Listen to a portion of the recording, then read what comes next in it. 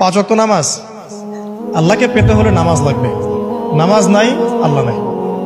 ওয়াস্তাঈনু বিস-সাবরি ওয়াস-সালাহ, তোমরা সবর এবং সালাতের মধ্য দিয়ে আল্লাহর সাহায্য প্রার্থনা করো। আমরা এই জন্য নামাজে বলি ইয়াকা না'বুদু ওয়া ইয়াকা নাস্তাঈন, আমরা শুধু আপনারই ইবাদত করি এবং আপনার কাছেই সাহায্য প্রার্থনা করি। আল্লাহকে পেতে হলে নামাজের কোনো বিকল্প নাই।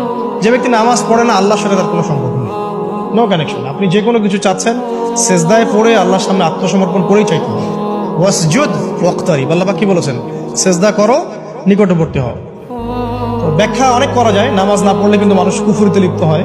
যে ব্যক্তি মান তারাকা সালাতান মুতাআম্মিদান ফাকাদ কাফারা, যে ব্যক্তি সালাতকে অস্বীকার করে, ফরজ নামাজকে অস্বীকার করে, সে ব্যক্তি কিন্তু কুফরিতে চলে যায়।